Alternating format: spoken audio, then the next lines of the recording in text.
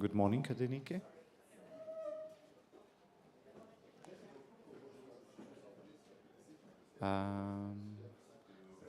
Ja, sam krdejo gor, ker moram njo slišati. Can you switch on the camera? Yeah, perfect. Okay. Good. We are good to go.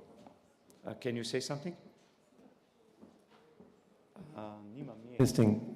Nimam nje. Can you say again, testing, or can we test your sound? No. Testing. Is that right? Nije ne slišam. Zuma.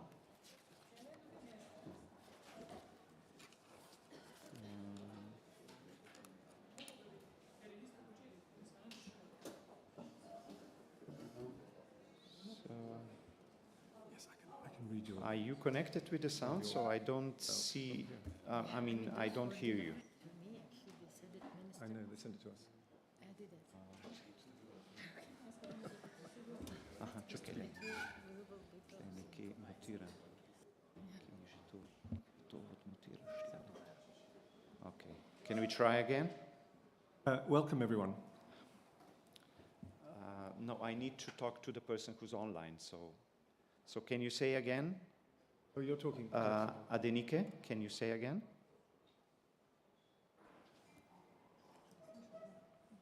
I think that you don't have the right adapter connected. Shall we? Yeah, you can start. Right. Because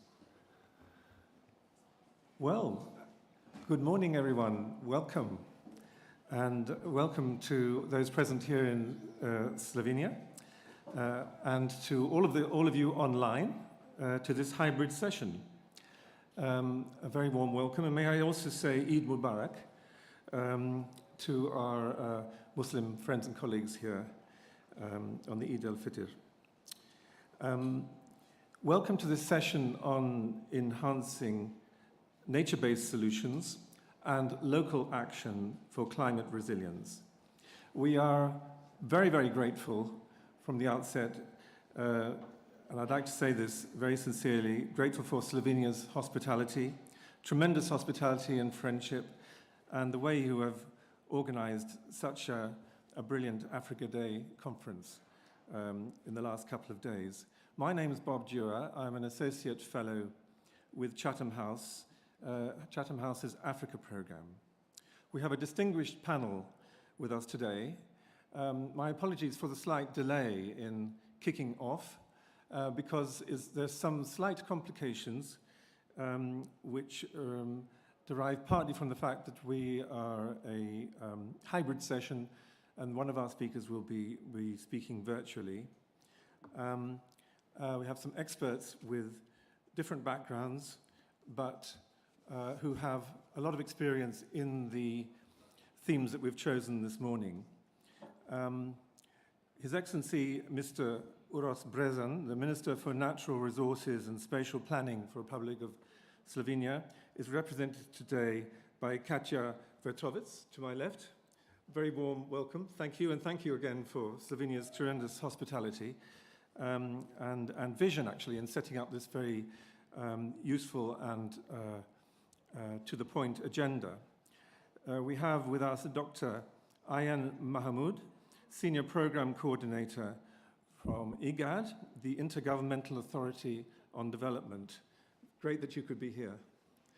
We have online Ms. Adenike Oladosu, who is an agricultural economist and climate justice activist, who will be speaking later virtually. We have with us Monsieur René Ngongo Matezu, to my left, Conseiller de la République, rapporteur du Conseil économique et social, and President of the Environment and Natural Resources Commission of the République démocratique du Congo. Bienvenue. Very good that you are with us. And we have Christina Wegelein, Head of Division for Climate and Security in the Auswärtiges Amt in the German Federal Foreign Ministry. So welcome, Christina. I'd like to just make a few comments before we ask the speakers to kick off. In that I think nature-based solutions and why we are having this discussion within this conference is perhaps worth some comment. In 2021, the African Peace and Security Council were unambiguous, emphasizing the clear linkages between climate, security, and development. And it acknowledged the wide-ranging risks of climate change as a threat multiplier to the peace and security landscape in Africa. At the most recent African COP in Sharm el-Sheikh, COP27 encouraged parties to consider nature-based solutions or ecosystem-based approaches where appropriate while carrying out their domestic strategies on climate change. I think nature-based solutions got this recognition in the Egypt COP, not least because Africa is a special continent. Its natural environment and biodiversity are integral to its security. And whether that be food production, whether that be access to fresh water, whether that be ambient temperatures in which people can survive, or forests, peatlands, acting as sinks or reservoirs of greenhouse gases, to give just 4 examples. I'll turn now to just a few nuts and bolts. This is a session which is on the record. We hope it to be interactive, and it's great actually that we're in this smaller room, which might help that to be the case. But I will use my position as moderator to interject a few questions along the way to keep the discussion as punchy and forward-looking as possible. And I've asked our panelists to think about making recommendations for policy based on experience, looking forward, and with a sense also of urgency. Because I think this conference has shown, particularly from the first day when the ministers and the senior representatives present were making their points, this has shown that this is an urgent issue. And when Egypt talked of implementation at COP27, I think it was partly to emphasize the need for action. So I'm asking the panelists to think about that and make recommendations from their experience. And basically, my humble view is that all countries need to get on with it and just do it, play their role domestically, and cooperate with each other internationally. And all experts, that includes all of you in this room, all citizens everywhere need to contribute to that, to catalyze action, to pressure for action, to take action, and to change behavior. So I'll start by asking the minister's representative to my left to kick off and take forward what you think are some of the key points that you'd like to make. So you have the microphone. Thank you very much, Katja.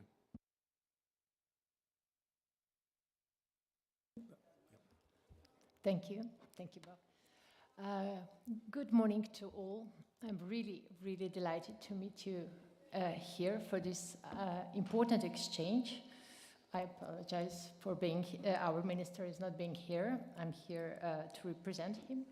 So as we talk about nature-based solutions, I think as it's known and as Bob already introduced, these are basically known as a key tool to address climate, biodiversity, and sustainable development goals. So I think they're really a key tool, but with certain conditions that we need to explore to achieve their full potential, being that they are adapted to the local environment, to the local needs, to the ecological environment. So for their effective implementation, it's really important we explore what are concerns and needs of that environment, of that community living there. Then furthermore, there are of course still some platforms, and that's why I think interregional exchange is really, really important, as we already heard from our ministers, as Africa, also Slovenia, were quite biodiversity-rich countries, but with different challenges we face.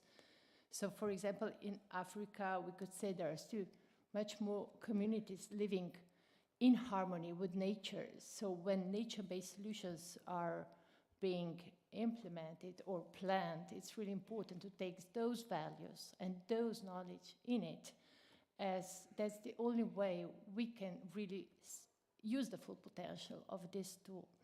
And this is also the way how we can enable this just transition, so the communities, they really can, we have to explore this tool to find livelihoods for them, but embedded with nature in harmony, so we can address all the challenges we face, everybody globally, perhaps sometimes in a different manner in Europe than in Africa, depending, but still we are in the same boat. So we really need to exchange knowledge, have those platforms to see how we can implement all the solutions we need fast. As climate change is such a challenge, we really need to have all the solutions, so being nature-based solutions, nature itself, as well the others. So in Slovenia, we are also exploring and trying to implement nature-based solutions at all levels, involving local communities. So we know the challenges. We still need to raise knowledge and the cooperation between science, also the awareness and understanding what nature-based solutions are among policymakers to enhance their implementation. So we, for example, have quite a few good transboundary examples of nature-based solutions, which I think are also very important in the perspective of peace and climate resilience and cooperation. So a few years ago, there was a first UNESCO managed biosphere reserve among 5 countries, that Slovenia is being one of them, and Austria, Hungary, Croatia, and Serbia, on the biosphere reserve for 3 rivers. So there we really worked with local communities, their values, and how to integrate this water management to improve also the resilience of that area, the biodiversity, climate benefits, and the community involvement. We still work on it, so it needs to be nourished, but this was really, for example, a good worldwide example of large-scale nature-based solution, as it is the biggest biosphere reserve and the biggest naturally flowing reserve of rivers in Europe. And I know Africa has a lot of good examples as well for large-scale nature-based solutions that are also important, especially in the climate peace perspective. But not to be too long, I'm sure discussion will go further, so hopefully we'll have some excellent exchange, and I will give my word back to you, Bob. Thank you. Thank you very, very much, Katja. Yes, we'll come back to you a bit. I think one can see that you have been, your country, your government have been making considerable efforts in the relationships with Africa. Had some senior visits to Africa recently, I think. And looking at your new strategy, which I received yesterday on with Slovenia and Africa, I see that it's there as one of the 3 top priorities. So I might ask you later on how you think you can contribute from your own experience or technology, possibly in water, whatever. But we'll leave that question for later on. So we now move, if I may, to René. As I think talking about nature-based solutions and talking about biodiversity, the DRC is just hugely important in this agenda. The tropical zones and peatlands of the Congo Basin, the tropical forests, are really important for sequestering carbon. for acting as the lungs of the world and helping us to keep to the Paris 1.5 target. And there have been many important initiatives in and parallel to the different COPs, and in terms of new innovative ways of financing the prevention of deforestation and degradation. So there's a lot to talk about. There are also huge pressures, of course, from poverty and the citizens needing livelihoods, and there's also violence in some part of the country.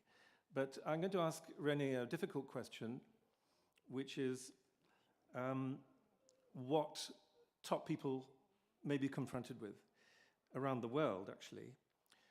What sort of decision would you make if there are competing pressures to drill for oil and gas on the one hand, or, on the other hand, to sustainably conserve the important peatlands which happen to be in that same area? That's a tough question, but how would you address that?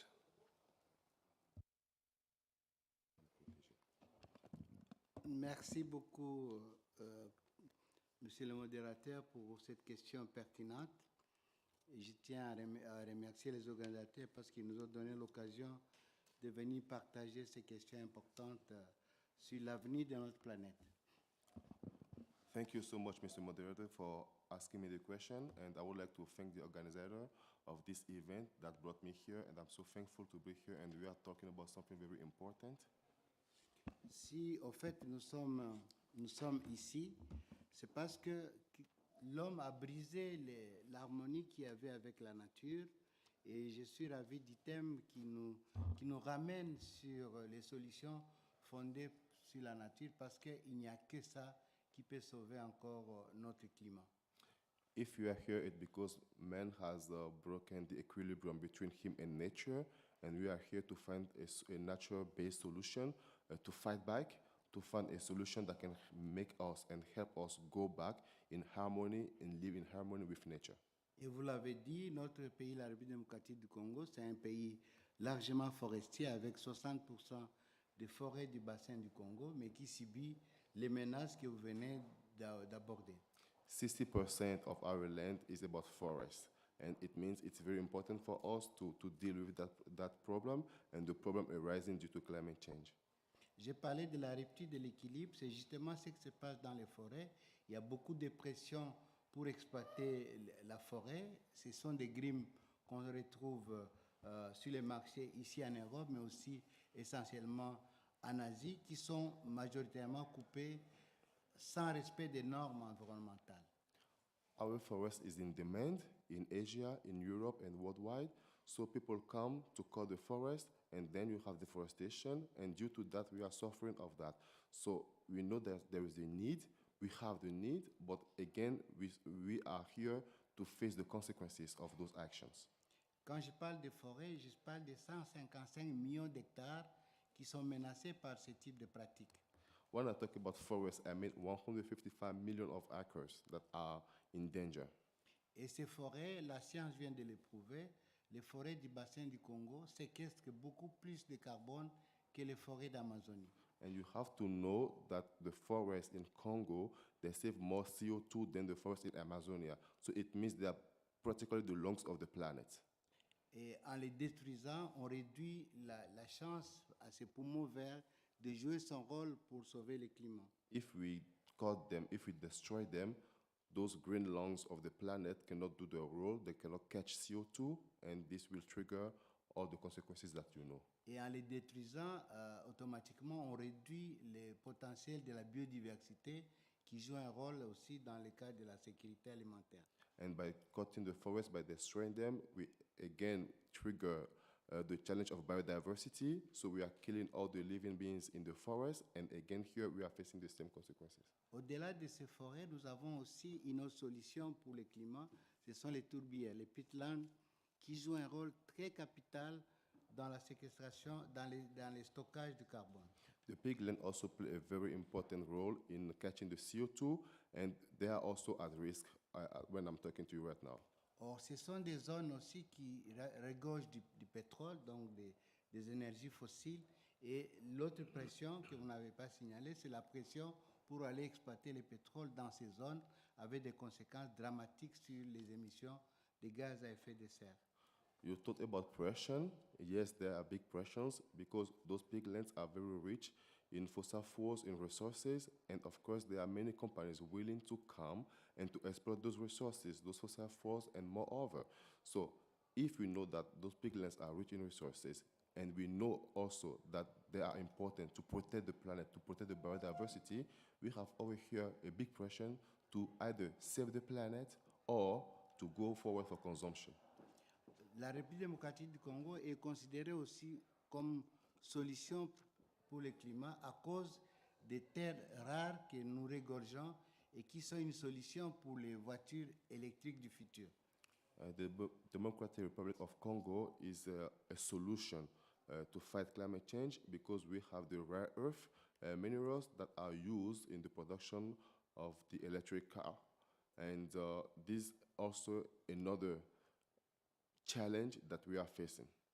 Donc, en faisant l'association de toutes ces ressources naturelles, vous comprenez que la seule solution pour sauver le climat se retrouve dans la bonne gestion de toutes ces ressources. C'est comme ça que le thème actuel est vraiment approprié parce que la solution ne pourra venir que de la meilleure gestion de ces ressources. C'est comme ça qu'on parle de solutions fondées sur la nature pour sauver le climat. I think a solution to fight climate change is a better management of the resources because, as I have mentioned, we have three main resource-able production that are attracting investors from Europe. We are talking about the pigland, we are talking about the forest, and we are talking about all the resources that are used in the industry today. So the best way to fight back, the best way to stop climate change, the best way to do something possible is just to have a better management of those resources. Alors pour clôturer, je pourrais dire que le défi, c'est en face de ces ressources, vous avez une population extrêmement pauvre qui n'a pas d'autre alternative que d'exploiter ces ressources. Et nous sommes à la conjonction de la gestion durable de ces ressources, mais en tenant compte des besoins primaires de ces communautés qui doivent vivre de leurs ressources naturelles. And you also have to understand that we have a very poor population that also needs to survive through those resources, meaning they need to exploit also at the level those resources. So you have the industrial exploitation and you have also the exploitation, the local exploitation. So we need to find again over here an equilibrium allowing us to live in harmony with nature while exploiting those resources, but not going over exploitation. Merci. Thank you. Thank you.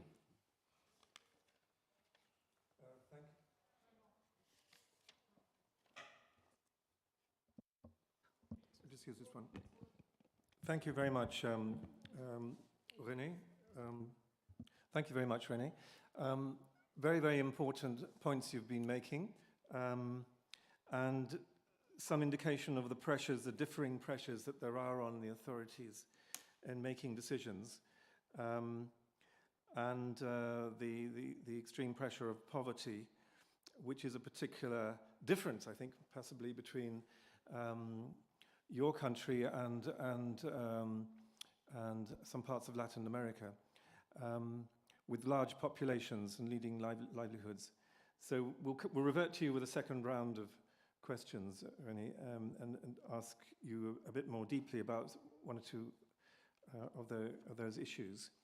If I may turn now to Ayan, because we're also talking here about resilience and communities and how they are coping. And I think it would be really interesting to hear from you in a completely different part of Africa, really, but much affected by climate change. In a situation where the Horn, as I understand it, in Somalia and various countries in that region have had 6 failed seasons of rainfall. 6 failed seasons of rainfall. Now, we've heard a lot about the importance of building resilience in communities and the problems which are exacerbated by climate change, that risk multiplier. But the question is, for how long can such vulnerable communities cope under such pressure year on year in conditions where it's difficult for people with the ambient temperatures there and for livestock to cope with the stress. How long can they cope? And that's, again, a tough question, but I think you may have some good evidence to give us in answer. Thank you. Thank you very much, Bob. You've said it. I mean, we are in the Horn of Africa. We are facing, the communities are facing their, I guess, again, another effect of a changing climate. We're talking about communities that span across 8 countries: Djibouti, Ethiopia, Eritrea, Somalia, Kenya, Uganda, Sudan, and South Sudan. We're talking about countries that rely and communities that rely on nature-based solutions, that rely on livestock-based and agricultural based solutions. So when they're faced with their again a 6th failed season, and it's not something that happened overnight. I mean, it's a trend that we've seen since August 2020, and that was in the midst of COVID-19. These are communities that were just recovering from a pest invasion. There was a desert locust invasion just prior to COVID. There was another pest invasion, the fall armyworm, that has decimated the crops. Prior to that, it was floods. Again, prior to that, 2016 floods, 2015 drought. So you see the compounding impacts that these communities have been challenged. And then over and above that, we had the unforeseen impact of the conflict in Ukraine that has seen a big increase in prices of fertilizers and crops and wheats and sunflowers. So yes, all those macroeconomic shocks have over the years completely impacted the resilience of the communities. And despite all the investment that the government have put into those pastoral area, we're talking about tremendous resources, loans from various banks and international financial institutions. We're talking about some roughly $200 billion that were pumped into the Horn by various countries. Despite all that, and despite the critical transboundary investment that IGAD itself has mobilized, thanks to various partnership with the government of Germany, with EU, with the US government. We are barely scratching the surface of the resilience of the community, I would say. It helped to sustain them for maybe the first 6 months.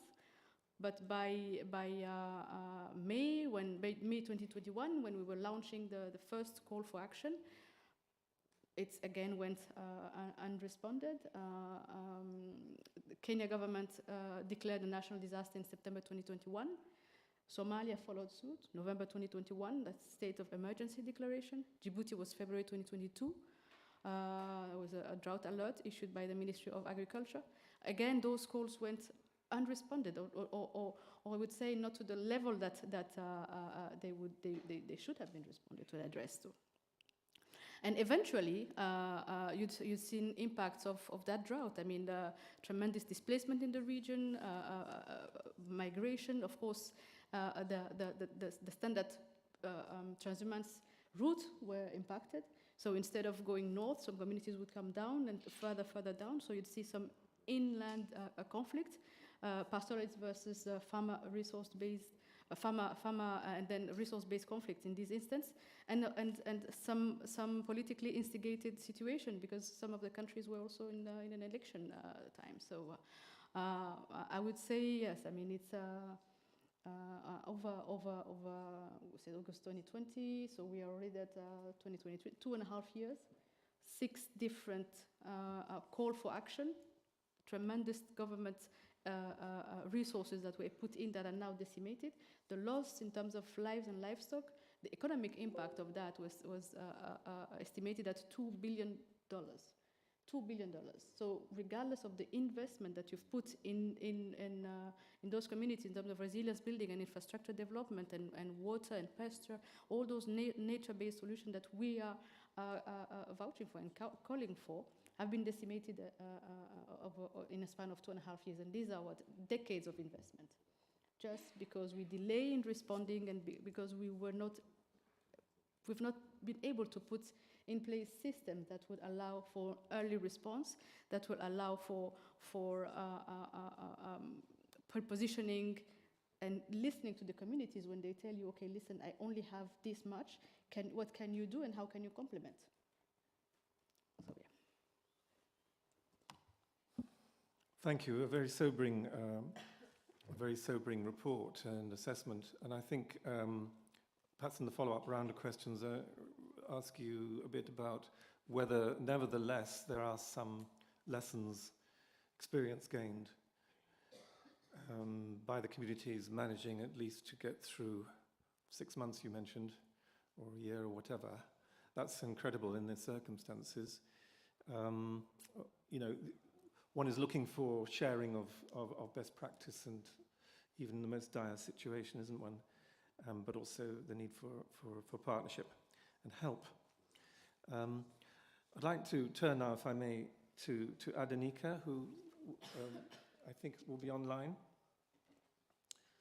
Adenika, it's very nice to have you with us, and I hope you've been able to follow our discussion so far. Yeah. Great. I'm going to ask you a couple, or I'll start with one particular question. But I know that you have a lot of experience in the Lake Chad area and the area perhaps wider in the Sahel. Can I pose a question to you, first of all, about education? How important do you think it is to educate people about the risk multiplier role of climate change and the way it can play into potential violence when there's competition over water or grazing between pastoralists and farmers? And do you think that there's evidence built up in your studies of best practice of how to help mitigate this perhaps through education? Yeah, thank you so very much. Thank you for the invitation. I'm Oladuso Adenike Joseph. You have just introduced me. I'm from Nigeria. And I schooled in Nigeria, where it's called the Food Basket of the Nation in Benue State. And I saw the first-hand impact of the climate change crisis through the lens of the clashes between the farmers and the herdsmen, the floods, the rising in temperature. And I saw the need for us to educate the people, because when the clash between the farmer and herdsmen arise, people usually take it as an ethnic or religion issue, not even an environmental issue, because for a very long time or for centuries, we have lived together with the farmers and the herdsmen peacefully. But the climate crisis or environmental instability is drawing us apart, because the farmers and the herdsmen, they both depend on the same resources for survival. That is, they depend on vegetative cover being affected by climatic factors, and also they depend on water. And so once there is no water, when there is no vegetative cover, the herdsman tends to migrate in search for greener pasture. And in the process, it leads to the clashes, because everyone wants to protect the scarce or little natural resources that they have. And so it's what is ongoing currently, because it's affecting our democracy. It's even affecting everything, our culture, our attitude and the rest. And so after I finished my university, after seeing a lot of crises, because the food basket of the nation, it's a very fertile landscape, and everyone wants to benefit. The farmers, the herdsmen, they want to graze there. The farmers also want to be productive with their land and the rest. And so I saw the need for us to educate people, because I believe that if you don't educate people, you cannot understand what the problem is. Because I understand the problem, that is why I'm trying to look for different solutions in solving this defining issue of our time. And so I started educating people as a first approach towards us trying to bring the different knowledge or solutions together. And at the same time, looking at the fact that these are all environmental induced factors that is affecting the two key stakeholders of our food system. Because right now we have a fragile food system because the herdsmen and the farmers that are the suppliers of our food are, are not in good terms because of the clashes for resources that are depleting. At the same time, I also saw a striking incident that happened in 2014, the Chibok schoolgirls that we adopted. And so I saw the need for us to act, to campaign, to educate people about the impact of climate change on women and girls, affecting their education, affecting our peace and security. Because I believe that the peace, that sustaining peace is not just the absence of war, but the ability for us to sustain our livelihoods. Because in the Lake Chad region, 90% of the lake are strong. And at the same time, it's affecting the people's livelihoods. It's affecting our survival. It's affecting everything, even in Borno, Adamawa, Yobe, and it's also extending to other parts of Nigeria at the same time. And so I saw the need for us to campaign for the restoration of Lake Chad and the strengthening of livelihoods because peace can only be achieved if we have a sustained livelihood. You know, there will be stability in the region, which the Lake Chad lacks because 90% of the lake are strong. And these are the lake that people depend on for majority of their livelihoods, be it farmers, herdsmen, fishermen, and a lot of activities that they needed it for. And so looking at the fact that there's a need for us to campaign for it and also to educate people on the need for climate education because it's not in their formal curriculum, you know, it's not being taught in schools. And so if it's being taught in school, it's going to add more knowledge to people coming up with different innovative solutions and also joining hands together in solving the biggest issue of our time. And so I saw all of this, and then I began to campaign for it through different lenses, through different groups like the Fridays for Future, and also through my organization, the I Lead Climate Action Initiative, you know, that supports all of these things, that we even have an office in Abuja. And so I see the need for us to keep campaigning for it because the climate change crisis is shrinking the space for peace and the security that we need right now, and the need for us to act because the more our resources deplete, the more it affects or leads to instability in the region. And Nigeria is an agrarian society. We depend on agriculture for different things, for employment, for food, and many other things. And so, and at the same time, our agricultural sector Adanika, is most impacted. thank you very much indeed for that very thank clear you. message to us all. I'd like to come back to you, if there's time, also on another issue, which I know you are very active about, which is the question of helping the most vulnerable within the communities, the women and girls, in situations like they're exposed to in around Lake Chad sometimes. So I'll come back to that, if I may, which I think is very relevant to the Slovenian policy, which is very clearly inclusive and protection being very important. So I'll come back to you if I may. Thank you very much for that. I'm going to pass now to Christina. Christina, the conference is themed Climate Security for the Future. And I know that many of us here believe very much that climate security should be mainstreamed, both locally and nationally, as a priority. And this conference has an objective also of encouraging international interregional cooperation to improve policy outcomes for citizens. So I wondered whether you could outline the relevance that you see for Africa of the new Climate for Peace initiative. And over to you. Thank you. Yeah, thank you Bob, for the question, and thank you for the Slovenian government for having us here, for organizing this conference. I must say, maybe also answering to your question, that I've greatly benefited from the discussions we had yesterday.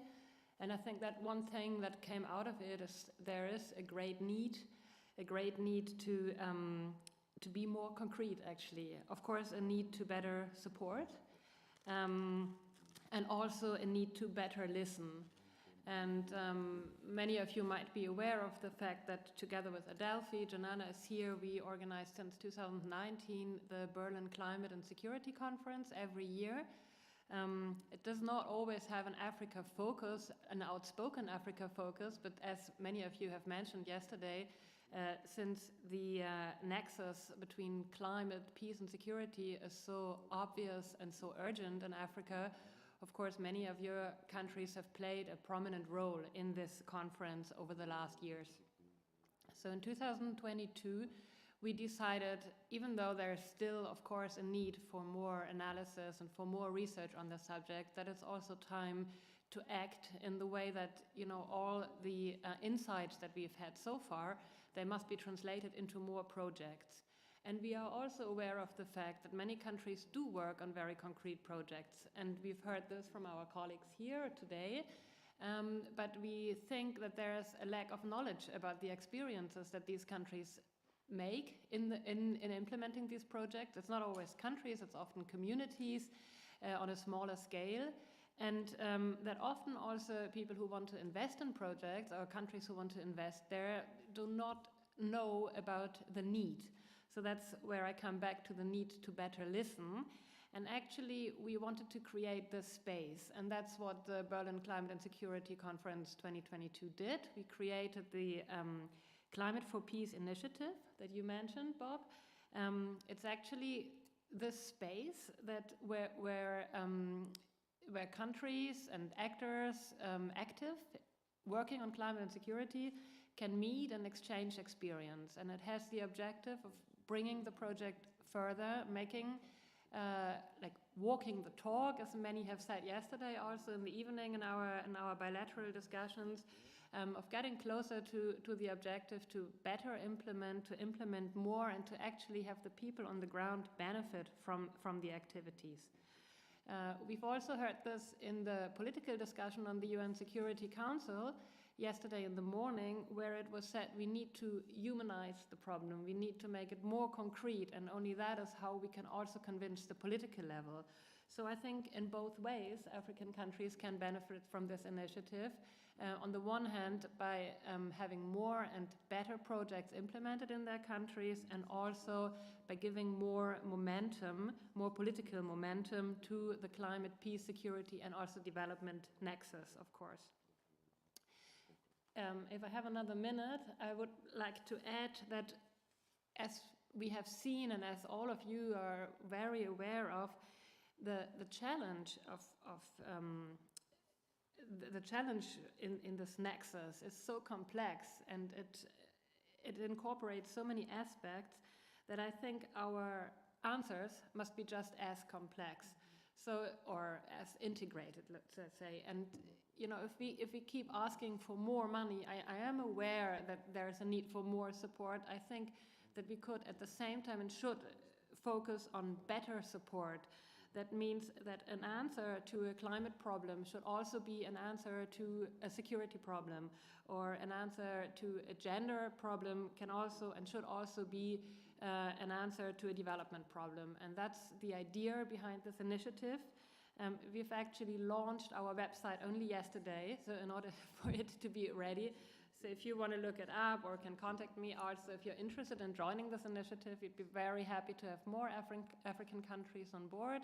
At the moment, we are a little more than 25, I think.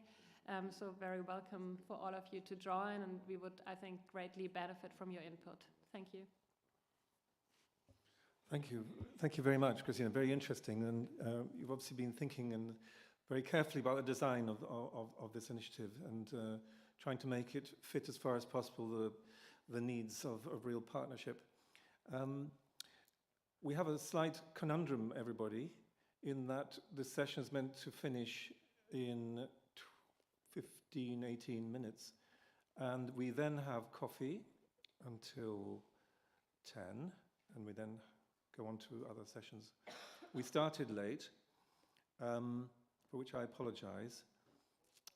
But there's a question really, should we run a few minutes over? I'm inclined to run a few minutes over. It does require a bit of discipline on the part of our panelists. But perhaps we could just start off by going down the road, so to speak, and ask each panelist a very succinct question and get a very succinct answer and see if we can finish as near as possible to quarter to the hour because of the timetabling that we have set ourselves. So my first question, I think, to you, Katja, would be, and I talked about this a bit, or mentioned it, looking at your aid policy, and it's very clearly set out in a pamphlet I saw, a policy paper I saw yesterday. How do you think, in concrete terms, you could reach out and help, both in terms of experience and in terms possibly of technical solutions, or in terms of resilience, assistance to resilience of communities? How much can you envisage, and what kind of things can you envisage helping in this need for action and for solutions? Okay, thank you, Bob, for this question. I guess I will just start picking up on the key words that some previous speakers told us that I think it's really important. The early response and knowledge, education. I think early response, we have a few good practices in Slovenia that are certainly valuable to be shared. Slovenia is covered by 58% of forests, so we have a long tradition of sustainable forestry, where we really explore further and try to educate the owners and local communities how to improve the resilience of those forests. Why forests? Because many people depend, their livelihoods depend on forests. So, and secondly, Slovenia is geographically very diverse, so we have very different challenges, as it is Mediterranean, as it is alpine world, as it is a continental. We have also wetlands and peatlands, and with climate change, all these areas, actually there is no one solution for those areas. So we have very extensive range of different practices and different challenges. And as our previous speaker said, education, early education, how serious those climate change effects will get, also on something that's so obviously in front of us, like forests. When forests die or they change, we really need to adapt with proper tree species, for example. And that's how we also try to work, which is also important for African communities, with farmers, that droughts are more and more present and more severe. Luckily not that severe as we heard from our colleague Kayan. I'm really sorry about that, but still droughts are taking even Europe by surprise every year. So we are never too early for an early response. And also in our case, it's hard to change that. Being very practical, we need to find practical solutions for people whose livelihoods really depend on nature, on natural resources. And that's the only way we can enhance their resilience of those communities. As soon as climate, for example, effects are so extensive that livelihoods are in danger, we face so many other factors, as we previously heard, like really climate peace. And in our case, I think we have very many practices working on those traditional, like agriculture, forestry. We also try to use our peatlands wisely and our wetlands. And so, as we said, this nature-based solutions to be well and implemented good practices is an important exchange to support. Thank you. Thank you very much. And you were very succinct, kept to just a few minutes. To follow on from that, Ayan, I mean, the challenges you've faced must have led to some evidence. You've talked about the fact the international community and the humanitarian response was inadequate. We know that there's huge pressures on the humanitarian aid system because of other issues. In a practical sense, what would be your advice in terms of how to really help coping mechanisms for your stressed communities in a very practical sense from what evidence you've built up? Thank you very much, Bob. IGAD is IGAD, the region, but also the organization. It's a, I wouldn't say complex, but multifaceted in its action in its reach. We work at an interface, a very, very challenging interface between governments and communities, and advocating for communities and facilitating policies that cut across borders. So in that sense, we advocate for more indigenous knowledge, and some of that means listening to and learning from best practices that communities have implemented throughout the years. It means piloting some programs across borders, for example, some plant that would serve not only as feed for the livestock, but also that are nutritious enough for human consumption, like sweet potatoes, vines, or something like that. You know, very rich for, and addressing, as Christina mentioned, the multiple challenges, killing two birds with one stone without hurting the bird. Actually, okay for that.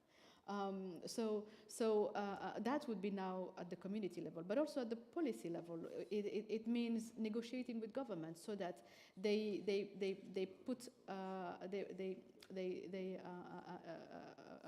domesticate and adopt policies that allows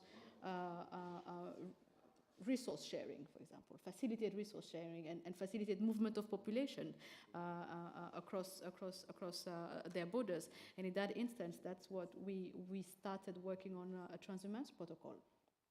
But it's not only a protocol that allows movement of people and livestock and goods across border, but it also includes critical infrastructure that are demanded by communities. Okay, they would say, for example, at the border between Kenya and Uganda, they would say, I do not want a water point here, but I would prefer a security post, for example, to also alleviate that conflict potential in the Karamoda region.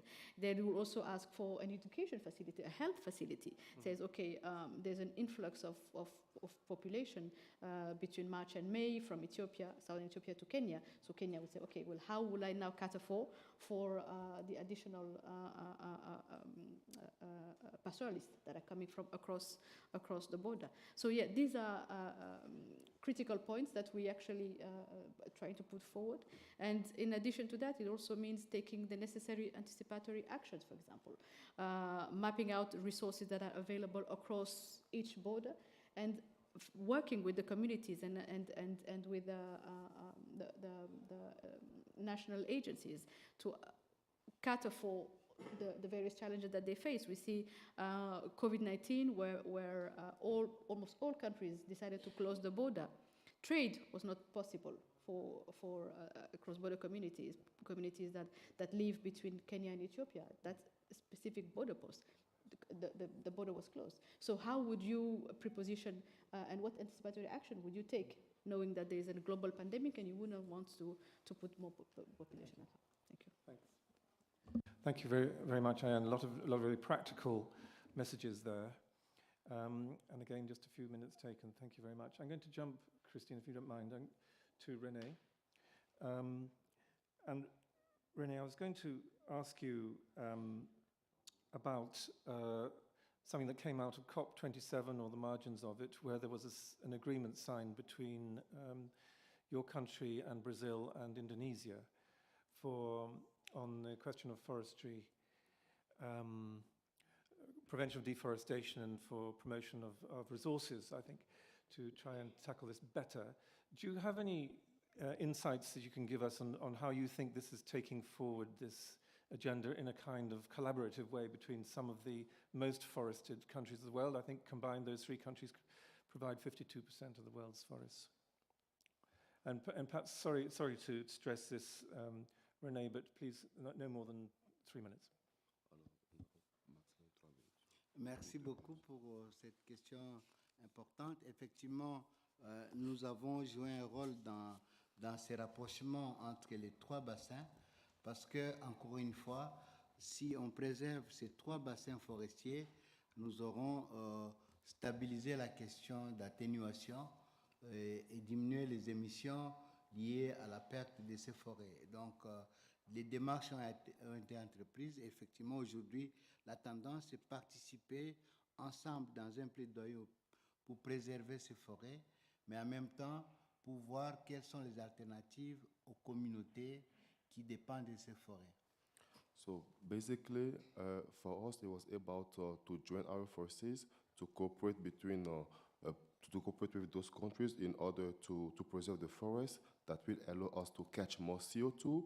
And at the same time, we have to think also about the communities dependent on those forests and to find a way to bring them together and work together in order to make sure the green lungs of the planet is still working, functioning, and will help us to fight climate change and to ensure biodiversity. Quand vous prenez les pays comme l'Indonésie qui a exploité ces tourbières, aujourd'hui, il est compté parmi les grands émetteurs à cause des tourbières. Donc, nous devons éviter les erreurs des pays comme l'Indonésie et voir comment, dans le cas de la RDC, nous pouvons préserver ces tourbières, mais trouver d'autres alternatives pour les communautés.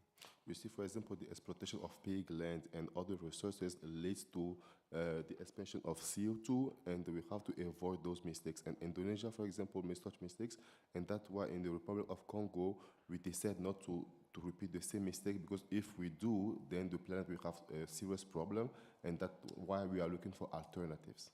Vous savez, comme en Amazonie, ils ont commis l'erreur de convertir les forêts en plantations pour les soja, en plantations pour le maïs.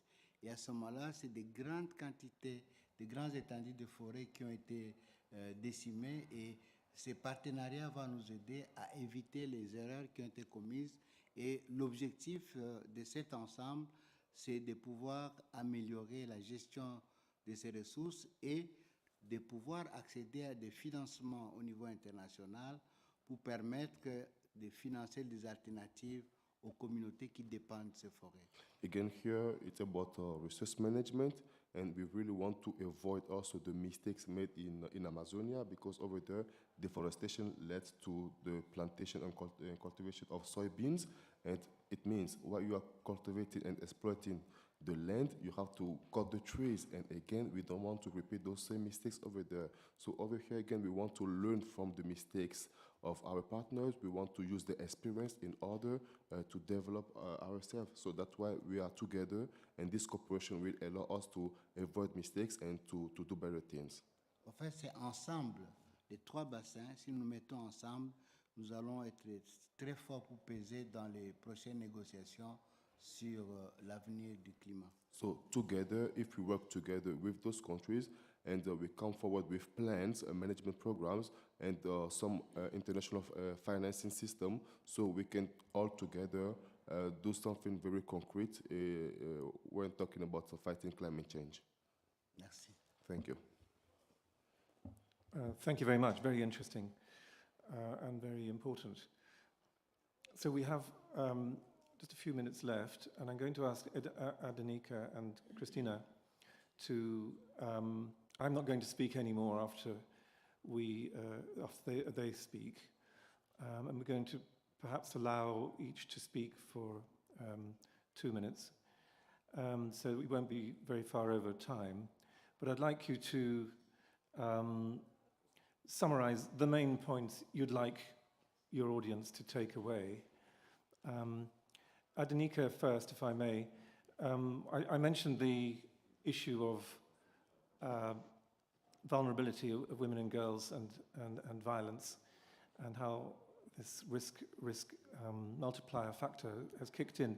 If you can say very quickly, you've done a lot of work in this area. Have you built up an evidence base of what really needs to happen to make change happen? Yeah, so thank you.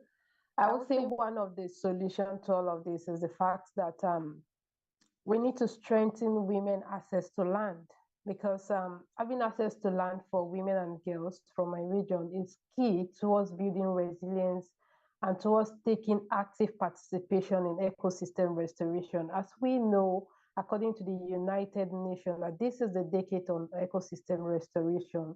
And so if women doesn't have access to own a land, it's going to be difficult for women to combat the effect of the climate change crisis, especially women in the local region that lacks limited or zero access to own a land. And secondly, we also need to strengthen livelihood options.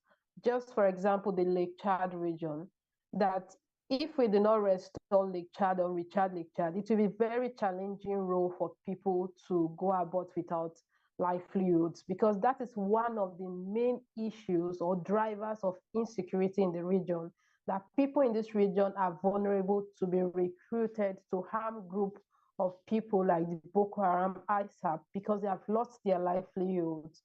And so there is no ready alternative for them to sustain their livelihoods. So strengthening livelihoods and also restoring the lake will be a game changer in helping to overcome instability in the region. And also for women and girls, is to educate young people.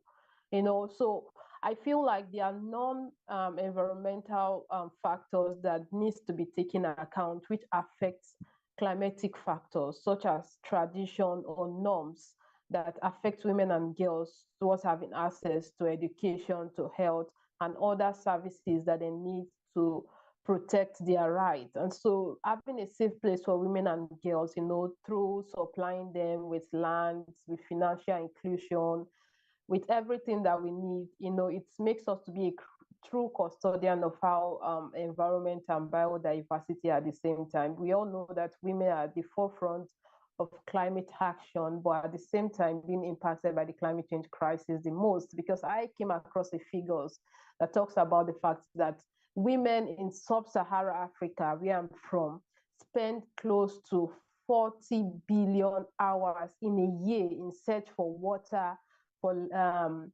for firewood and other of these basic resources. So you could imagine if women are provided with water, with all the necessary energy, effective energy materials like solar, it will reduce the number of hours that women have to go in search for all of these scarce resources. It will enable women to channel all of those time constraints towards economic gain and self-empowerment, education, at the same time education, because girls have to drop out of school at some point in order to survive or to support their family, or sometimes they are being used as a survival strategy. Thank you, Andy. Yeah, sorry to cut you off, but I think you've used your time brilliantly, actually. Really, really important points. I was very interested by the issue there of land, access to land, really, really important, critical. Thank you so much for participating. And let's stay in touch. So finally, Christine, if you've got any messages you'd like to quickly put over in 2 minutes, I'd be grateful to you. I'd like to say thank you to everybody for appearing on the panel. And let's give a round of applause after Christina has finished. Thank you everyone for coming along today for this important discussion, and all of those online. Thank you very much to the technical team backup, which has been really, really brilliant, and also to the interpreter who stepped in to help Renee at the last minute. all done a brilliant job, I think, but what's been important is communication, getting the messages across, what the situation is, how urgent it is, what we need to do. Over to you, Christina. So you make me stand between everybody and coffee, which is not fair. It won't be more than 2 minutes. But I think one thing, we talked about needing practical solutions, but the question is also how do we get there? Because behind these decisions and projects, there is usually complex government and civil society cooperation. And the background for our Climate for Peace initiative that I mentioned earlier is actually a paper that was first launched by the G7 under German presidency last year, which is called Climate, Environment, Peace and Security. It's a declaration and it has 7 points of actions. Don't be afraid, I won't mention all of them, but the last one is actually the demand to put the nexus between climate, environment, peace and biodiversity across the whole government and to put it on the highest level. And I think that is something that we need to do in parallel. I mean, not to stop, working on these concrete projects, but working on getting the nexus into the heads of governments, really. And I think for that, we need more understanding. And can I just interject? When getting into the heads also of presidents and prime ministers, I mean, I think in Africa in particular, the presidency, executive president, have the real political will. It's critical that they're on board, isn't it? So I think we can do that by emphasizing the relevance, of course, understanding the nexus more, but also by emphasizing not only the threatening character, but also the benefits and opportunities this can have for business, for prosperity, for development, and of course, especially for peace. I mean, if you tell someone, by dealing with climate, you will create peace, I think it will motivate them more. And yeah, I have lots more to say, but I won't stop you from drinking coffee. It was great. Thank you for the conversation, and I hope you'll be in touch. Thank you. Thank you, everyone.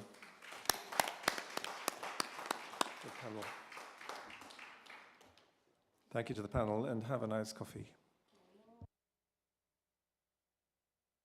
I was hoping to avoid being questioned by that, but I'm afraid it's been a logistical issue, and I do apologize. We did start late. We do need to keep to time.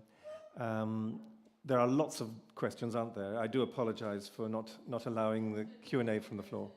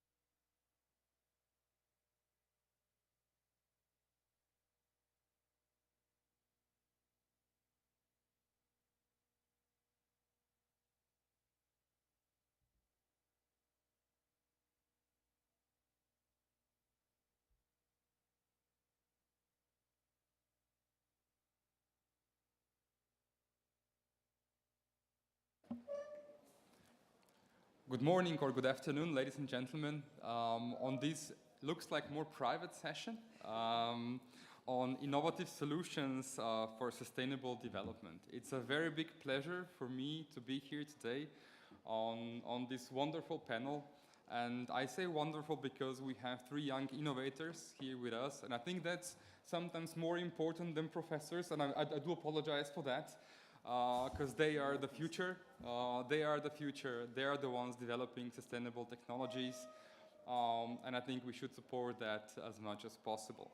So on today's panel, we have Professor Dr. Abdelhamid El-Zoheri. He's the president of the Euro-Mediterranean University based in Slovenia. We also have Mr. Robert Blatnik. He's a senior technology manager at the Josef Stefan Institute in Slovenia. Then we have 3 young entrepreneurs, innovators, 3 young scientists working on sustainable solutions. Jihan Nawari, Leila Mahmoud, and Patricia Ham.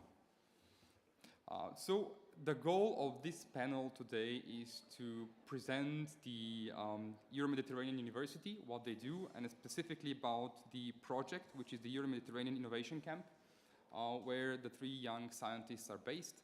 To talk also about how the Josef Stefan Institute is involved in this and what kind of services they can offer. And we, of course, will present the 3 projects.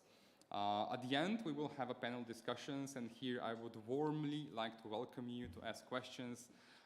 We are here because of you, to tell you what we do, to tell you how we do things, maybe to connect with all of you, to network. So it will be really, really a big pleasure to hear from yourself how you see those solutions and what your opinion of what they present is. So without further ado, I would like to ask Professor Dr. El-Zoheri for his presentation. Just before we start, a short presentation. So he's the president of the EU University, IMUNI in short, also professor at Cairo University School of Medicine. He's the editor-in-chief of the International Journal of Euro-Mediterranean Studies. He formerly served as a senior policy advisor to the Egyptian Minister of Higher Education and Research, and executive director of the Research Development and Innovation Program, the director of the Learning Resource Center at Cairo University School of Medicine, and the president of Heliopolis University in Cairo.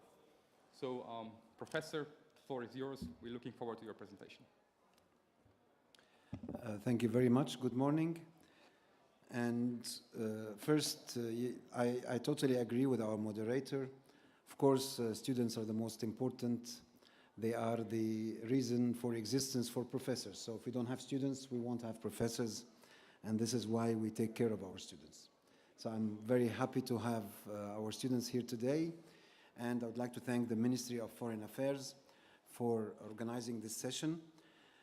And also the Ministry of Foreign Affairs for their support to this initiative, and the Josef Stefan Institute. In this slide, you see that this initiative is supported by the Ministry of Foreign Affairs of Slovenia, the Ministry of Education, Science and Sports in Slovenia, and the Union for the Mediterranean. And our academic partners are the Josef Stefan Institute and the Euromed University of Fes, which is our sister university in Fes, Morocco. So, for those of you who are not familiar with IMUNI, IMUNI in short, it is the short name for the Euro-Mediterranean University in Piran, Slovenia. This is where we are located on the coast of Slovenia, here in Piran, around 140 kilometers from here. And this is our building. We are situated in this Trevisini Palace, an old palace which was used long ago as actually as housing for the school of maritime school in Piran. IMUNI was established in 2008 as one of the priorities of the Union for the Mediterranean. Union for the Mediterranean is a multi-government organization with a secretariat in Barcelona. It was also established in 2008. IMUNI actually was established a little bit before, so it was established in June 2008, and this June we are celebrating our 15th anniversary. It was during the first presidency of Slovenia to the Council of the EU. So it's a Slovenian initiative. And then in 2012, the Euromed University of Fes was established also under the Union for the Mediterranean. We are organized as an international organization or university, and we work mostly through our network. So we are a university only for graduate studies, not for bachelor degrees, and we have a vast network of around 145 institutions across the Euro-Mediterranean countries from 33 countries. And this vast network gives us our outreach. So we are a small, flexible structure, but with a large and extended outreach. We are also a platform for intercultural dialogue and science diplomacy. Again, our partners. So this initiative, what is exactly is the Euro-Mediterranean Innovation Camp? This is an innovation camp and competition. And I have to say here that this initiative was modeled after the Stars of Science initiative funded by the Qatar Foundation, and I was a jury member for the Stars of Science for 9 years.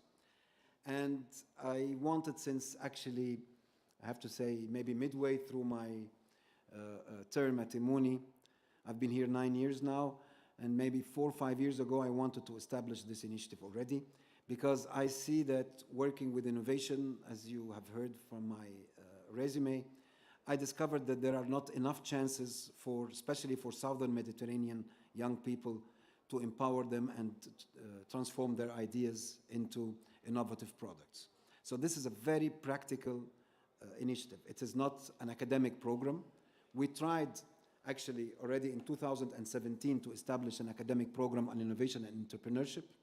And it was a success in the beginning, but soon we noticed that the real innovators don't want to go through a one-year program and have classes. They want to cut the chase and go to the practical part. So they were skipping classes and focusing only on the practical experience. So after a while, so we started, so the precursor of this is the 2017 program on innovation and entrepreneurship, but then we decided that we can then better run an initiative focused on innovation and on the practical part only. So who can apply for this? Basically, any young person between 18 and 35, resident of any of the 43 Euro-Mediterranean countries. These are the countries of the EU, 27, plus the Southern Mediterranean countries, plus the Balkan countries. So anyone resident there, regardless where they come from, their nationality, we're talking about their residence, can apply for this. They have to speak English. They have to have an innovative idea, not only an entrepreneurial idea, but an innovative idea based on science that can be transformed into a prototype in a period of 3 months, which is the period available for us. And it has to be in one of these 3 areas: health, renewable energy, or environment. In the interest of time, I will skip those. So what are the phases here? First, the students, they have to apply. We don't call them students actually here, we call them candidates, because they are not really enrolled in a degree program. So the candidates apply, and the applications are screened, and I'll give you the figures later. And then those shortlisted will be invited to online pitch, to have a pitch online in front of a group of jury. Those shortlisted who pass the online pitch are invited to join the workshop or the camp, and then they pass through elimination phases to the final phase, which will actually happen on the 8th of June in Piran, coinciding with our 15th anniversary. So for this workshop, what do we provide them with? We provide them with mentors, and we provide them with all the materials and supplies that are needed to implement their project. The mentors help them technically, and the materials and supplies are needed for developing their prototype. And during this, we pass through 4 elimination phases. These 4 elimination phases, first is the proof of concept. So they have to prove that their idea is valid, that it can be really implemented. Second, they have to do engineering, build something. Third stage is they have to build the prototype and test it. And then finally, when they have the prototype and it's tested and is functioning, the customers or the end users of this innovation have to validate that they will buy it. Because if it's not commercializable, it is not an innovation. The difference between innovation and invention is that invention is something new, but innovation is something new that sells. So this is where we put the last elimination phase, which is the customer validation. And then in the final, those who pass the elimination phases, we reduced them this time. We put 2 together, so we'll have 2 elimination phases, but still with the same procedure. The finalists will go to the finale, which will be on the 8th of June during our 15th anniversary celebration, and they will pitch their ideas, and they will also compete against each other, and we will choose the first 3 finalists. Maybe here, very quickly, I tell you that what are the role of our academic partners. Of course, Josef Stefan Institute will be presented, but I would like to tell you that our academic partners, they host the students and provide the mentors.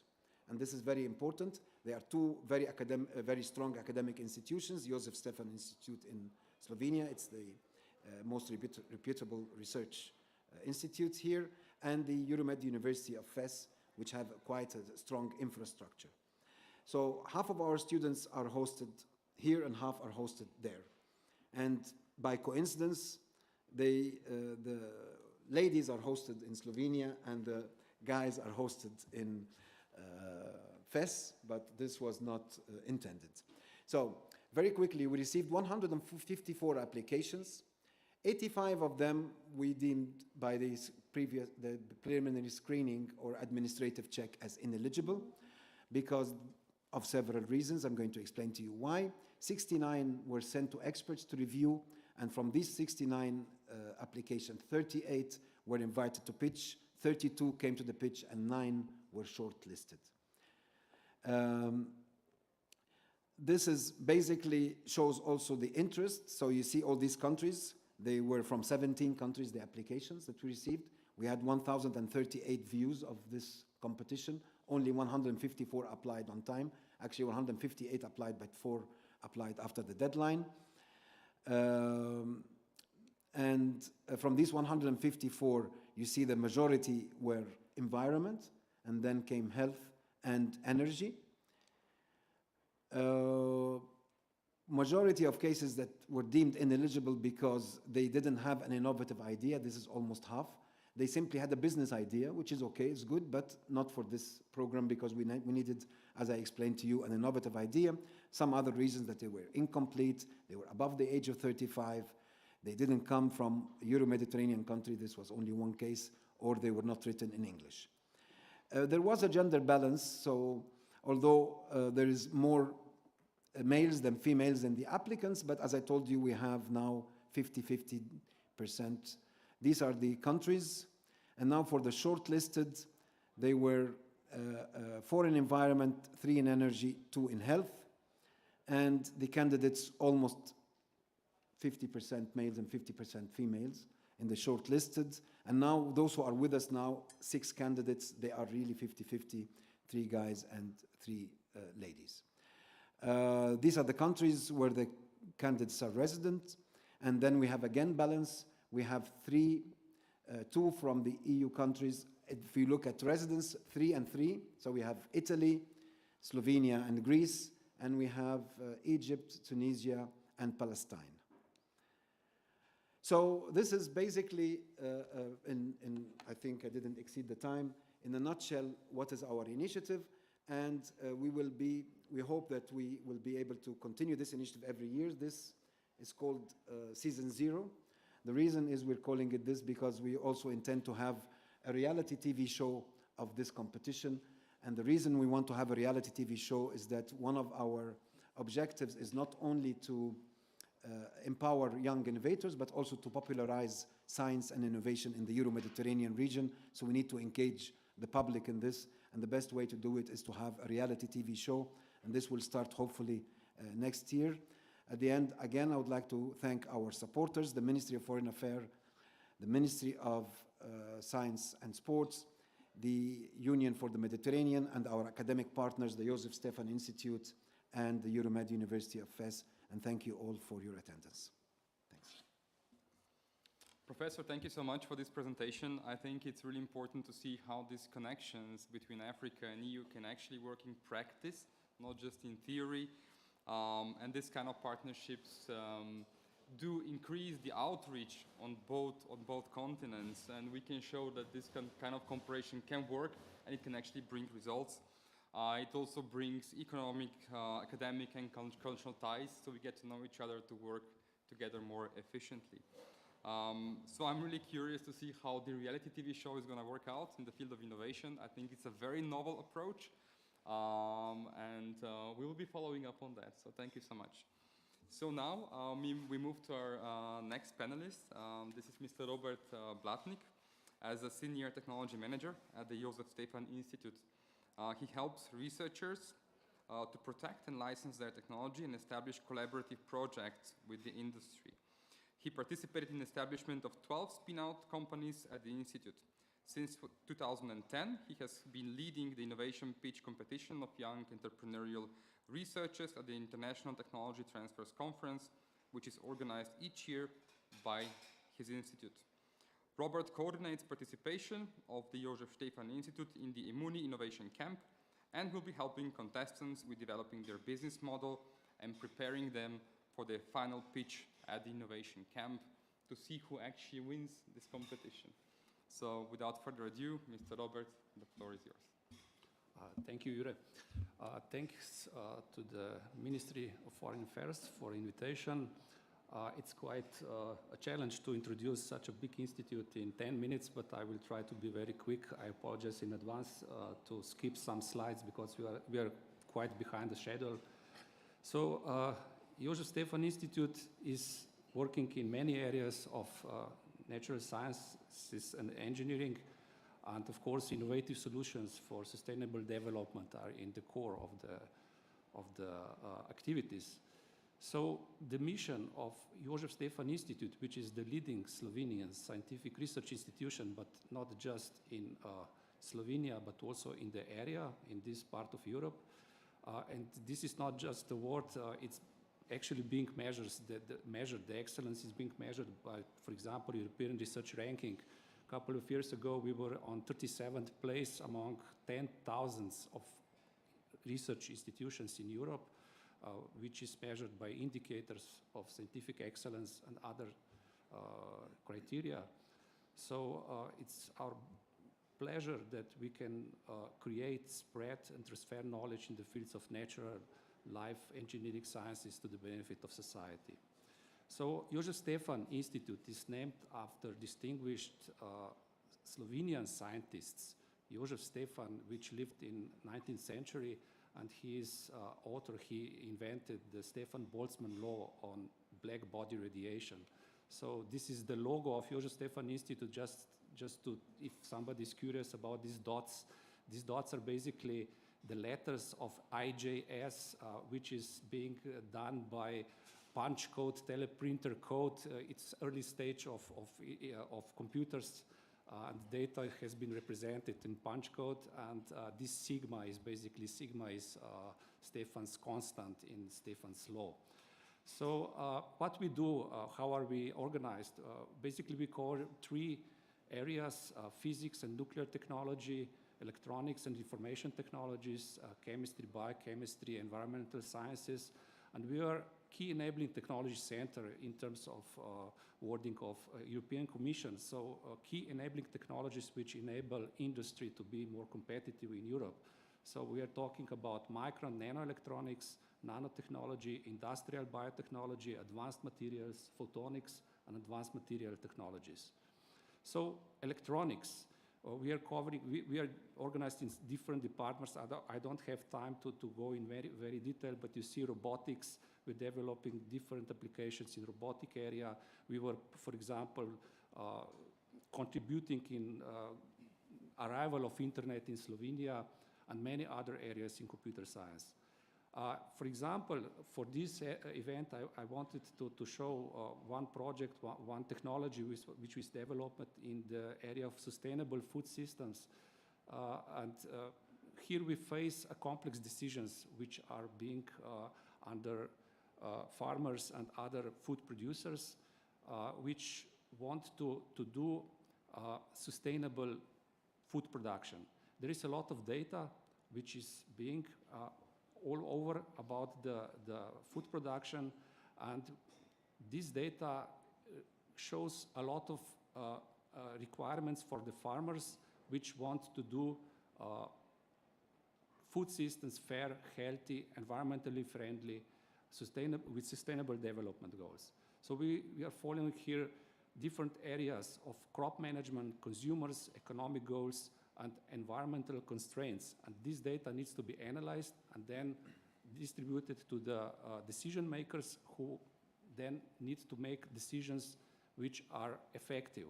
So we have on one side concerned farmers, and on the other side we want to help them to be encouraged. And here we come with the decision support systems. These are systems which are computer enabled and are analyzing data and are showing different possibilities how to work in, for example, in food production. One application is, for example, decision support system for the assessment and management of soil functions. I cannot go in very detail, but such systems are helping, for example, governments or other institutions to assess the functions in soil and create better or more sustainable treatment of soil, for example, fertility, etc. These systems are, what is important to say, these systems are available already, data is there, and all are invited to use this. And of course, our institute can help to implement this and to educate decision makers to use these systems. We have more than 80 models, 80 systems developed, and these are just some of them. For example, system for sustainable use of pesticides, soil navigator I already showed, and others. So in physics and nuclear technology, we have a lot of departments from all the theoretical physics to nuclear engineering. For example, one area which is also in this part is plasma treatment. For example, how we can use plasma in agriculture. For example, we have the technology which is now being developed for seed disinfection and removal of microtoxins from seeds, which enables better production. The other technology which is probably important also for this forum is how can we clean, sterilize drinking water. We have invented, our researchers have invented that has been awarded for the new technology of sterilization of drinking water. This might be very interesting for example, countries where there is a lack of drinking water. Also irrigation systems, when we can remove viruses, which is quite difficult. And with our technology, we can quite effectively remove viruses from water or also from the wastewaters. For example, we can also treat antibiotics which are being in water, and this is quite challenging. Chemistry, biochemistry, of course, there is a lot of areas. What I want to emphasize is new materials, nanomaterials, which may be antibiotic materials. So this brings us to innovation.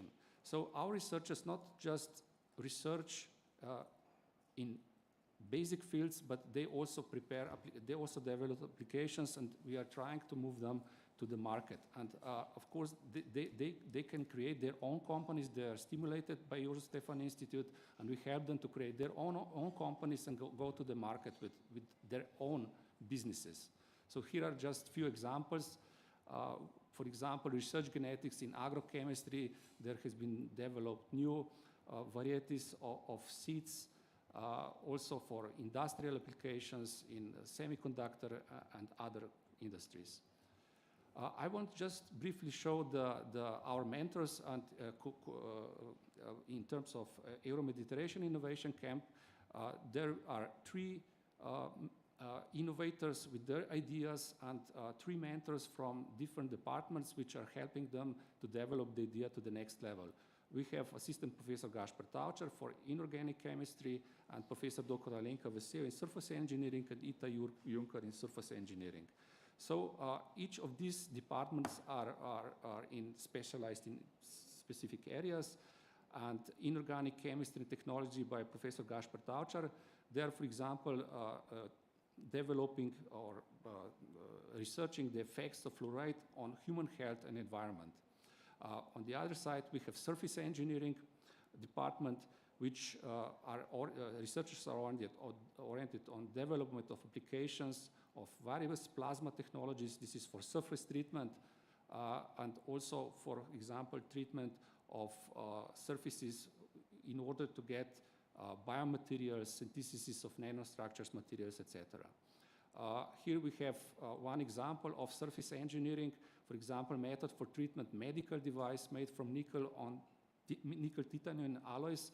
This is specifically important, for example, for devices for vascular stents, which are put inside the veins, inside the veins, and they are preventing arterial stenosis, for example, acute vessel closure, which is being effect of this. Of course, we are protecting our intellectual property with patents and try to move this in the next level of exploitation. And here, then, this brings us to the helping young innovators with our programs. We have a lot of workshops where they can learn on specific fields of how to create business models and how to present this to the audience or general audience, partners, or even investors. So this is also part of the Emuni camp. We are very, very oriented to youth, so to young kids, and this is Open Doors, a photo from Open Doors where we are showing young kids the science, so they can be stimulated and they can then maybe later become scientists or in the technology area. So this is a picture of a kid who from one camp in Jože Stefan Institute, kids were drawing some pictures in the aspect of research at Jože Stefan Institute, and this is in Slovenian Ta stroj dela vreme. It's a machine which is creating weather, and on the other side we have Jože Stefan Institute, which helps with his innovation to understand black body radiation, what is the heat of the sun and power, and this together brings us to our mission, which we want to do also with our mentorees today. So, in a brief, I hope I wasn't too slow. So you're all invited. Maybe later, if you're interested in any of the collaboration with Jože Stefan Institute, and let's build great partnerships. Thank you. Mr. Blatnik, thank you so much. I think we can all see that there's plenty of innovation going on at their institute. And I think you've mentioned one very important part, and that's how to bring innovation from the laboratory into the real economy, how to commercialize it, how to support that process, to make sure the right type of technology can find the right type of partner in the industry, and we see it actually used and bring benefit to all mankind. I can also tell you from practice, I personally mentor startups and technology companies in South Africa and in Nigeria as well. So there is plenty of innovation in Africa, and I think with combined efforts, we can absolutely help those companies and those young entrepreneurs and researchers bring those solutions to market, either in Africa or in Europe or in Asia or in America. So I think all the markets work for everyone. So thank you so much for that presentation.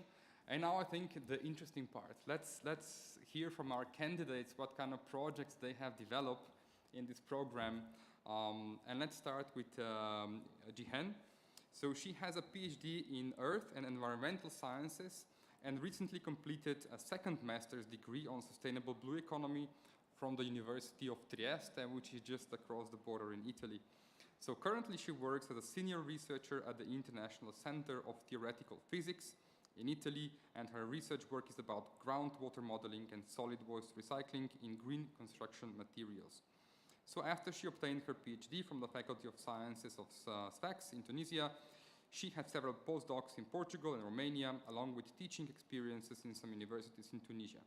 Currently, she is competing at the Emuni Innovation Camp in Slovenia. Jihen, the floor is yours. Thank you very much. So I would like to start by saying that I'm very happy to be here, and also I'm very happy that I'm competing against two outstanding young ladies. And also I'm thrilled that two of us are from Africa, originally Africans. So my presentation is very short, but I will be happy to answer any of your questions later. So I will start with the problem that originally was the idea to start this project. So mining in Tunisia, in Africa in general, and in Tunisia particularly, is very old. It started back with Romans, with Berbers and Romans, and it has a legacy of 2,000 years. So it was expanded in the 1880s, and after 2 centuries of very intense mining, the north of Tunisia is disturbed. And as you can see from the photos, when you pass by an abandoned mine site, you can see huge piles of waste that are disposed in the middle of landscapes without any special precautions, and they are subject of erosion, especially with heavy rains and wind. Studies showed that these mine wastes contain huge levels of toxic elements, potentially toxic elements, heavy metals, and other chemicals that have been used to extract the materials. Also, studies showed that these mine wastes can have hazardous effects on every component of the environment, on water, plants, soils, and also in humans. So the idea of this project that I'm competing in during the camp is to recycle the mine wastes for sustainable uses. So we will recycle, we will produce geopolymers from mine waste. So to put you in the context, geopolymers are inorganic polymeric materials. They are not very old. They have been discovered in the 80s, and they have been used first as green construction materials. They have good surface properties, good mechanical behavior, and by that I mean good compressive strength. And they are used in many fields, such heat resistant, such adhesives, also in some medicinal applications, ceramics, and many other fields. When compared to Portland cement, which is the most used material on Earth, my geopolymers have basically the same mechanical behavior as the Portland cement that is used for construction, but they have a lower impact on the environment. We know that cemeteries around the world are responsible of 7% of CO2 emission. The geopolymer technique is much greener.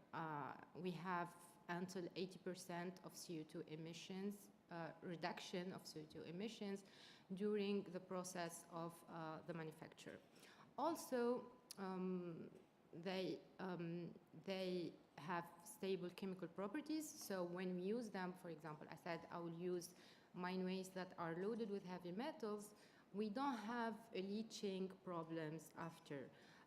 So they are very stable in many environments, like in acid environment, etc.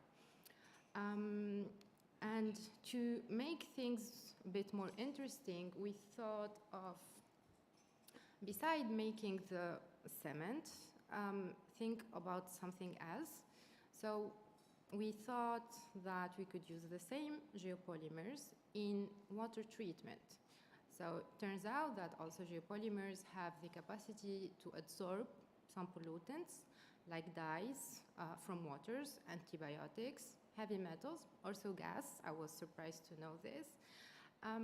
So me and my mentor, we wanted to push a bit further the work, And we will also use the same geopolymers. I have a prototype here for heavy metal adsorption from contaminated water. So as you can see from the photos below, they are SEM micrographs. The geopolymers are very porous materials and they have good surface capacity to absorb pollutants. And we will try to make them more adsorbents by changing the mixture and playing a bit with the formulations. So yeah, to recap, the innovation is to produce clean water from something that is loaded with heavy metals. The process is not very complex, but it takes a bit of time. And in the last photo, as you can see, it's a degradation of methyl blue solution. As you can see, with time, and we in those tubes, we have only 1 gram of geopolymer.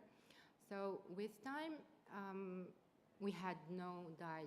I mean, after, I think 2 hours maybe, the dye disappeared.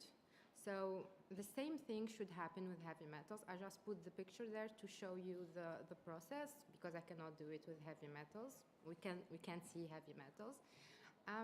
So yeah, that's the work. Thank you.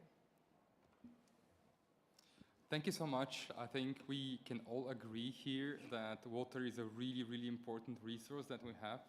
So not so long ago, there was a session at United Nations in New York focusing on water and how we can solve this issue.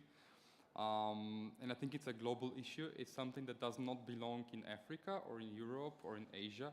It's something we all need to work together on, because it's not national, it's global. Water is what we have in common. It's something that we need to take care of all together. So I think this is a very, very important project. So thank you. So now let's continue with our next project. So we have Leila. She's an R&D scientist specializing in applied science projects in the biomedical, biotechnology, and agriculture industry. In 2021, she leveraged her experience in entrepreneurship and management and founded BioPre Solutions, which won both a national and an international award from Climate Kick and the European Institute of Technology and Innovation. Leila is currently a leading African woman in fellow, and it's working in Immuni as part of EMIC to further develop her company's solution. The floor is yours. Thank you for the introduction. And first, I would like to say I'm very happy to be here representing Africa and especially representing women in STEM. Yay, us. So,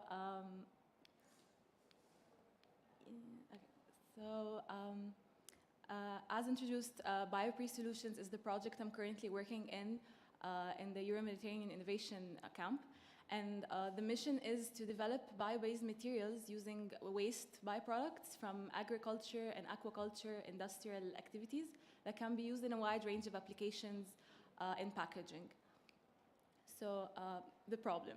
Every year we produce more than a total of 300 million tons of waste, the majority of it being single-use plastic, that is especially flexible packaging, mainly used in food and beverage packaging. And that's very hard to recycle due to it being contaminated, so most of the time it's incinerated or just dumped in the natural environment. And in the first picture here, this is actually something that we commonly see in Africa, both in cities and coastal areas. Besides that, we also produce close to 1 billion tons of agriculture waste and aquaculture waste, and a lot of people don't know what to do with that, so it ends up again in the environment and landfills or incinerated. What BioPre does is that we're using this waste to extract materials that we can use to make plastic, so it's a circular economy project. So what we do is that we extract the polymers from the waste, we add natural additives, and then we make it into flexible plastic film, as you can see here in the photo, and also here. And as you can see, it actually looks and feels similar to the plastic we have right now. And this is currently the first prototype we have. And what's really cool about it is it's fully biodegradable in under 6 months in soil. It's bio-based completely, so it has no toxic materials, and it can break down into organic matter the same way food does. So it actually nourishes the soil as well. And the best part is it's also antimicrobial, antibacterial, and antifungus, which makes it very good to be used as a packaging material for fresh food. And some of the experiments we've done have shown that it actually extends the shelf life of the fresh food by almost 30%. And as for the climate impact, for the lifetime of 1 kilogram of biopre bags, which is around 180 bags, produces 80% less CO2 emissions than the petrochemical-based plastic. So it's better for the planet and the products in our future. So initially, we're targeting the organic fresh food producers and retailers in Egypt, and that's mainly because regulations forbid the use of chemicals and preservatives in the production of organic food. So even though it's more expensive to produce it, it has a shorter shelf life, and a lot of, close to 40% get wasted just because of food spoilage. So to the organic food market, having a bag that has antimicrobial properties will affect the financial bottom line, and even though our bags are a bit more expensive than what's currently in the market, the value proposition it offers is acceptable, and we've also gotten really positive feedback from some of the organic farms we've spoken to. And then moving on, we're hoping to start targeting large-scale food producers and retailers. So we're hoping to replace those plastic bags that are on a roll in the supermarket that you put your bananas or your tomatoes in. And we also want to branch out into packaging dry food and then fashion, because surprisingly, fashion contributes a lot to the plastic waste. The simple garment bags that are like suits or blazers come in. And then we hope to start market diversification later on into cutlery, agriculture purposes, and the like. Yeah, that's it. Thank you. Thank you, Leila. Another, I think, amazing project with so many industrial applications. So it sounds like it's pretty far along. So it's nice to hear someone talk about applications of a technology in various industries and testing it out, because it means you're very close to deploy it on the market. So last but not least, we have Patricia Ham. She studies at the Faculty of Entrepreneurship, and her project is about reusable water bottles, and she is developing easy inserts which are replaceable. But I'll let her tell them more about her project. Patricia, the floor is yours. So, as he told you, my name is Patricia, I'm 19 years old, and I want to share my thoughts and our generation's perspective on the ever-growing environmental issues. And firstly, I want to thank the Immune University for making this all possible. And it's a pleasure to speak in front of you all. I'm going to be short, so if you have any questions, feel free to ask them. Okay. So the problem me and my colleagues sensed is the overuse of the single-use plastic water bottles, which is partly because the reusable water bottles start generating smell and mold after using them for a while. Even if you don't recognize the smell, the average reusable water bottle contains more bacterial colonies than a toilet seat. I don't think people really like drinking from that. So it's no wonder that more than 1 million of single-use plastic water bottles are thrown away every single minute. Well, that's not good for the environment. So we're trying to solve the problem by the idea of the environmentally friendly water bottle insert, which will work like a barrier between the inner wall of the bottle and the drink. So the drink or any beverage you pour into it will never come into contact with the actual bottle, and the insert will be replaceable once it starts generating smell or being dirty. For a better perception, the insert to a bottle will be like a trash bag to a trash bin. So the bin is always clean and you just replace the trash bags. In conclusion, I think the plastic bottles cause unbearable amount of harm to Earth, and it's our duty to take care of what we all call home. So if we keep taking actions, one day the future generations will thank us, and events like this will make it possible.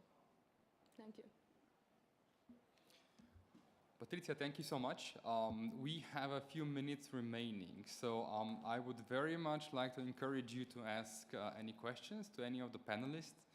Otherwise, we have a few questions prepared to maybe explain something more about what the panelists do. But let us know if you have any questions. No questions? Any comments?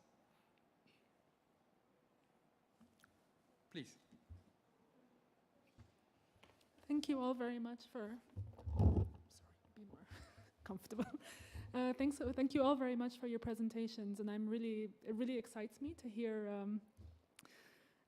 hear about such innovation and creativity. And I had a question for Patricia. If you could say a bit more about the inserts, what they're made of.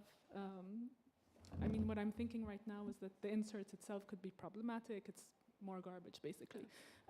But just expand a bit on the idea. Thank you. Thank you. Thank you for the question. We're currently still defining the final material of the insert.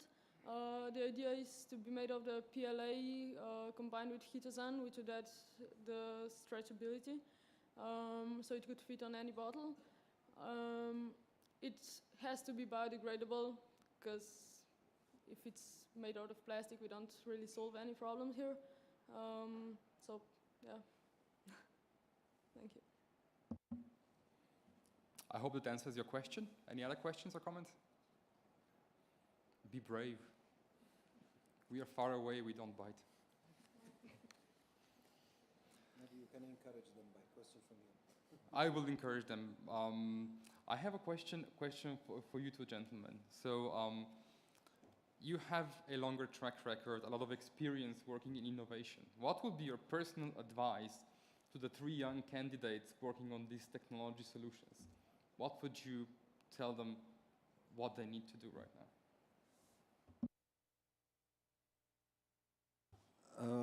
Okay. I mean, there's not one single advice, but if I want to sum it all, for instance, I would tell, first of all, Laila was presenting a big market of 1.8 billion. Let this not fool you. It is from where you are going to graduate from this camp to reach the market. This is what, it's not a very nice name, but this is what professionals call it, the valley of death. Why it's the valley of death? Because there is a peak when you have an idea and you implement it and you see it happening in the lab. And then there's another peak which you reach the market. And between them, there is a very steep valley, and this is called valley of death. To cross this valley of death is quite an endeavor. So I would just recall here one word, one statement that is actually accredited to two big scientists. I'm not sure who said it, either Einstein or the creator of the lamp. Not Tesla, Thomas Edison. Of course, Tesla is, yeah, I know the controversy, but it's either Edison or Einstein. They said genius is 1% inspiration and 99% perspiration. So you have to really work hard, and from the time you finish your prototype, there is a long way, and you just need to try and fail, and we need to also celebrate failure, because failure at the end leads to success. And this is what I would like to say. Thank you. Thank you. Robert, shortly. Okay, shortly. So first, I would say to anybody, start early in your life. So you are already doing this, and this is great, because, I mean, you need to do this as soon as possible. And maybe advice, try to be open, talk to a lot of people around you, try to find people who is able to help you. Don't think that you're alone. There are environments that can help you, innovation environments in a lot of, for example, in Slovenia, try to get a lot of feedback from maybe users or other experienced people in the area. Try to get a lot of information and try to pick the people who are really willing to help you. This is really important, and even if you will fail, try to get the decision as soon as possible that this is not the right direction and change it. Just because maybe you have now one idea, but maybe after 2 weeks there will be additional thing that you will change, and do this a lot of time and all the time, and you eventually will be successful. And as I said, you started early, so you will success. I'm sure. Thank you so much. Please.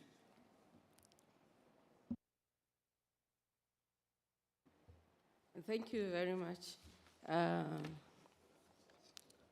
Thank you for the opportunity.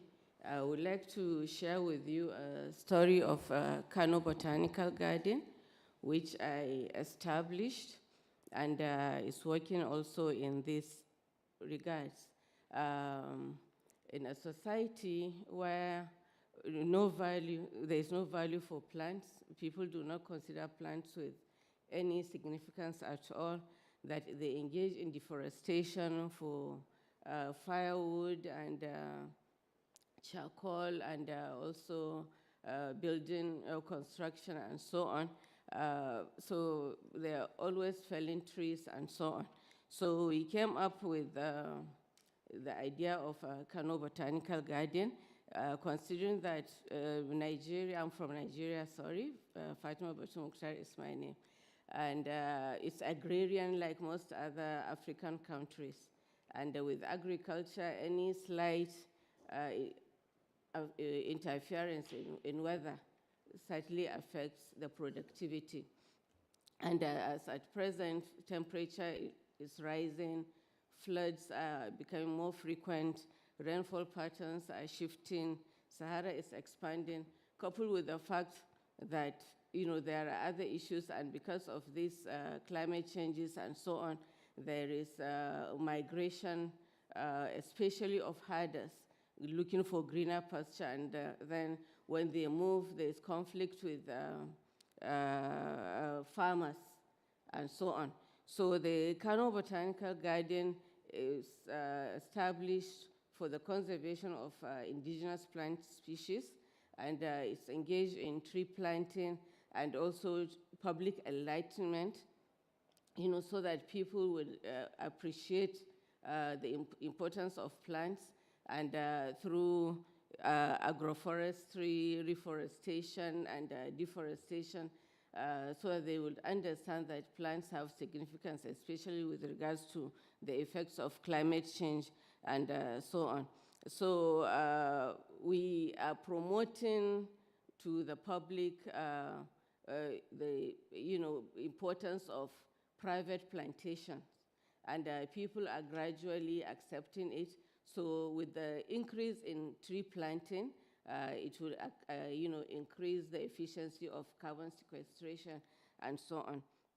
And also at the same time, we engage the children at very young age, so that they will grow up with a different notion about plants, and they will see their significance, they will come to treasure them, and this way we are trying to catch them young so that they will recognize this importance.